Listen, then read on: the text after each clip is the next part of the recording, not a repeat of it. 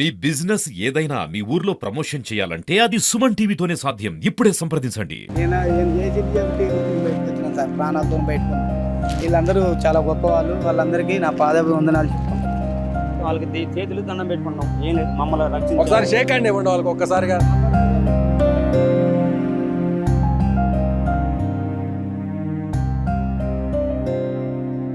ఖమ్మం నగరంలో మున్నేరు వాగు బ్రిడ్జి మీద చిక్కుకుపోయినటువంటి 9 మందిని కాపాడినటువంటి వీరులు మనతో పాటు ఉన్నారు. వారిలో ఈ ముగ్గురు కూడా జేసీబీ డ్రైవరు సుభానితో పాటు ఈ ముగ్గురు కూడా వెళ్ళారు. ఈ ముగ్గురు వాళ్ళని తీసుకొచ్చారు.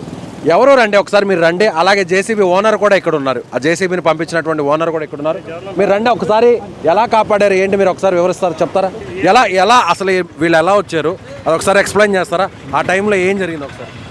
ఈ టైంలో అంటే 11:30కి ఇక్కడ మేము బ్రిడ్జి మీద ఉన్నాం సార్. 11:30కి మా ఊరు జేసీబీ గారు వానరు, మా గ్రామ ప్రజలు అక్కడ జేసీబీ ఆడ గాడి పడితే గాల్లో బకెట్ పెట్టేసి చెట్టుకు తాడు కట్టేసి 11:30కి మా గ్రామస్తులు, మా అందరూ, మా బంధువులు వీళ్ళంతా అన్నగారు కలిసి ఆ జేసీబీ ద్వారా ఒక్కొక్కరు తాడు మీద తీసుకొని జేసీబీలో కూర్చోబెట్టి 9 మందిని అలా 4 ఉన్నారు తీసుకెళ్ళి మమ్మల్ని ఇంత లోతు వాటర్ వస్తున్నా కూడా ఒడ్డు మీద దించారు సార్. అందులో మీరు ముగ్గురు ఉన్నారు, డ్రైవర్తో పాటు ఈ ముగ్గురు ఉన్నారు. నేను అక్కడికి బయట ఉన్నా, నేను కాస్త ఇక్కడ ఉన్నా. నేను వరద బాధిస్తాను. నేను వరదలో అదే మీ ముగ్గురు ఉన్నారు, వాళ్ళతో పాటు మీ ముగ్గురు ఉన్నారు డ్రైవర్తో పాటు. ఇంక ఇద్దరు 5 మొత్తం. ఐదుగురు ఉన్నాం. మొత్తం ఎంతమంది వెళ్ళారండి జేసీబీలో? డ్రైవర్ కాకుండా 5 ఉన్నాం. 5 మంది బయటకు వెళ్ళాం సార్ జేసీబీ నుంచి. మేము ముగ్గురం, ఇంకొక వేరే ఊరు వెళ్ళిండు ఒక పిల్లగాడు, ఇంకొక ఆయన వేరే ఊరు వెళ్ళిండు. మేము ముగ్గురం, వాళ్ళిద్దరు 5. మీరు ముగ్గురు వెళ్ళారు కదండి. మీ ముగ్గురు అసలు పోతే ఆ జేసీబీ కొట్టుకుపోయింటే మీరు కొట్టుకుపోయిండేవారు, మీ ప్రాణాలు కూడా పోయిండేవి. 2 సార్లు జేసీబీ ముందుకు పోయిందంట, వెనక్కి వచ్చిందంట. ఆ టైంలో మీకు ఏమనిపించింది, ఎందుకు వెళ్ళాలనిపించింది ఒకసారి చెప్పండి. ఉదయం నుంచి ప్రభుత్వం నుంచి ఏమైనా సహాయం అందుతాయేమో అని చెప్పి ప్రయత్నం చేశామండి. అయితే వాళ్ళు నేవీ వాళ్ళ నుంచి విశాఖపట్నం నుంచి వస్తుంది అని చెప్పి పొంగులేటి శ్రీనివాసరెడ్డి గారు చెప్పారు.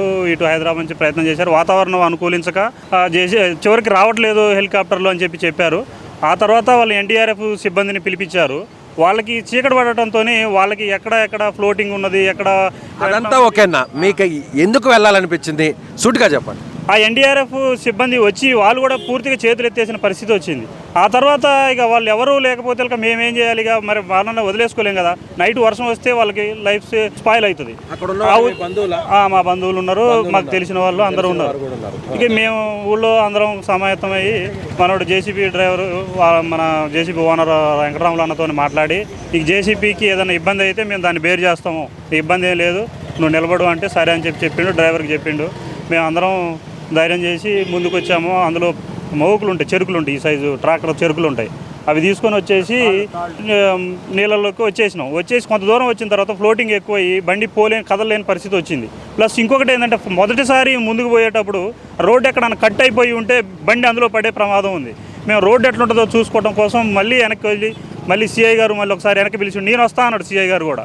చివరికి మళ్ళీ సిఐ గారు వెనక్కి వచ్చిన తర్వాత మళ్ళీ ఆయన మరి ఎందుకో రానంటే సరే మనమే పోదామని చెప్పి మేము డ్రైవర్తో పాటు మేము 5 ఎక్కి వచ్చి కొంత దూరం వచ్చిన తర్వాత ఆ వాటర్ ఫ్లోటింగ్కి బ్రిడ్జికను రోడ్డుకి కనెక్టివిటీ ఎక్కడైతే ఉంటుందో అక్కడ రోడ్డు త్రిభుజాకారంలో కట్ అయిపోతే మేము ఆ జేసీబీ బకెట్తోని ఎంత లోతు పోయింది, ఇవన్నీ వాటర్ మురికి నీళ్ళు, ఈ మురికి నీళ్ళల్లో ఆ రోడ్డు ఎంతవరకు కట్ అయిందో అర్థం కావట్లేదు. ఆ బకెట్తోని లోతు ఎంత ఉందో చూసుకొని ఆ చివరి అంచు వరకు వచ్చాం.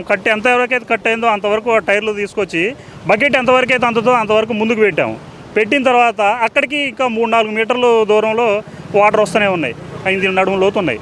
దానికి ఏం చేసామంటే మేము పోయేటప్పుడు ఇంత తాళ్ళు తీసుకుపోయి ఎదురుగా చెట్టు ఉంటే చెట్టుకి ఒక మనిషి ముందే వాటర్లో పడే అతి కష్టమే.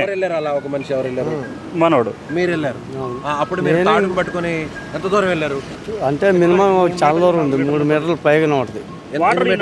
వాటర్ ఇక్కడికి వస్తుంది, అంటే గాడి పడదుగా అక్కడ ఇక్కడికి వచ్చినాయి. అయితే మళ్ళీ ఇంక నేను మా బాబాయ్ కొడుకు ఉపేందరు, కనపర్తి నాగేశ్వరరావు వీళ్ళిద్దరూ మొత్తం సహకరించి వాళ్ళ తాడు మళ్ళీ చెట్టుకి కట్టినవాడు. చెట్టు ఉంటే చెట్టుకి కట్టి చెట్టు ద్వారానే మళ్ళీ తేపొక్కల్ని ఇక్కడ ఉండరు, ఈ చివరిని ఉండరు, వీడికొచ్చి వీళ్ళని అక్కడికి దేశపోయి 1 by 1 తేపొక్కల్ని తీసపోయి జేసీబీ ఎక్కించి బయటికి తీసుకోవడం జరిగింది. మీరు పెద్దవాళ్ళు ఉన్నారు, వాళ్ళందరూ కూడా వీళ్ళు యువకులు, మీరే అసలు ఎందుకు సాహసం చేయాలనిపించారు? నేను వాళ్ళని బతికి ఎంత? నా వయసు 62.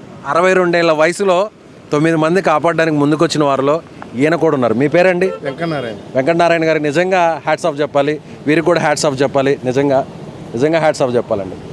అప్పుడు మీకు అసలు ఎందుకు వెళ్ళాలి? సరేలే కుర్రోళ్ళు పోతారు, కుర్రోళ్ళు కదా ఎలాగోలాగా వెనక్కి వచ్చేస్తారు, మీకు ఎలా పోవాలండి? నాకు ఎలా అనిపించిందంటే జేసీబీ వచ్చింది, ఎక్కేనా అని వెనక ముందులు ఆడుతున్నారు. నేను ఎక్కినా, ఎక్కి పని డ్రైవర్ ఏం కాదు పని ఉన్నది డ్రైవర్. చూసారా, డ్రైవర్ కంటే ముందు వచ్చింది 62 ఏళ్ళ వయసున్న వెంకటనారాయణ గారు. నేను ఎక్కుతా అని ముందు ఆయన జేసీబీలో ఎక్కి కూర్చున్నారంట. ఈయనతో పాటు వీరందరిని మేముంటాం పదా అని చెప్పి వీరందరూ కూడా వచ్చారు. మేమందరం కూడా వీళ్ళని బతికియాలనే తాపాత్రంతో వచ్చినాం. వాళ్ళు ఎక్కడోళ్ళు కాదు, మా వాళ్ళు మా చుట్టాలు, మా దగ్గర వాళ్ళు, మా ఊరోళ్ళు. మేము దాదాపు 1500 మంది జనం వచ్చారు ఇక్కడికి. వాళ్ళందరూ కూడా అందరూ సహకరించి మనల్ని బతికియాలా, ఏదైనా చేయాలని తాపత్రపడితే దాన్ని మోటుకొని జేసీబీ ఓనర్తో మాట్లాడి బండి బయటికి తీసుకొని డైరెక్ట్గా వచ్చేసరికి ఆ బకెట్ని ఈడ్చుకుంటూ ముందుకు పోయేసరికి బకెట్ ఒకసారి దిగబడిపోయింది గాలిలో. వాళ్ళ బండి వెనక్కిపోయి బండి రివర్స్ పెట్టుకొని మళ్ళీ ఆడికి పోయి బండి పోయేది కాట్లా గాడి ఉందని మళ్ళీ మోకేసుకొని వీళ్ళని అందరిని మళ్ళీ ఎక్కించుకొని తీసుకొని పోయి ఆ బకెట్ ముందు చాపి బకెట్ మీదకి వెళ్ళి కిందికి దిగి మళ్ళీ ఒక 5-6 మీటర్ల దూరాన్ని నడవ లోతు నీళ్ళు ఉన్నాయి. మోగు తీసపోయి 2 మనుషులు మోగు కట్టినాక ఆ మోగు దారాగా మళ్ళీ పోయి వీళ్ళందరిని తీసుకొని వచ్చి మోకుతో ముందు ఆ తాడు కట్టి తాడు ద్వారా తీసుకొచ్చారు జేసీబీ వరకు. జేసీబీ అక్కడ వరకు వెళ్ళలేకపోయింది, బయటికి పోలేక రోడ్డు కట్ అయిపోయింది. రోడ్డు కట్ అయింది.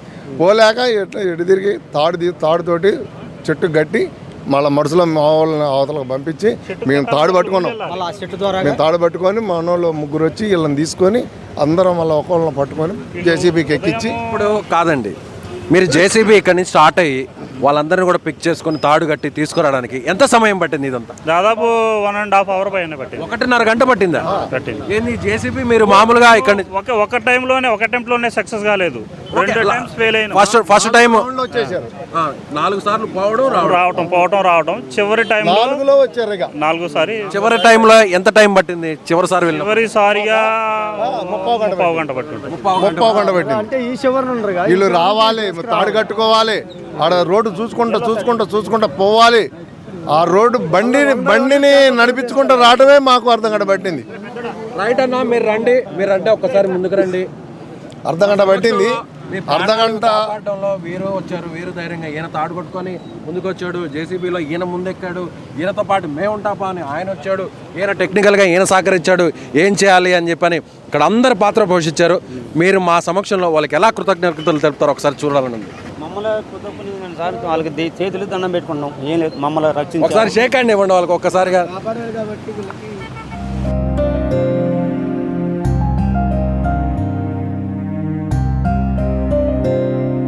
నిజంగా చాలా సంతోషంగా ఉండండి.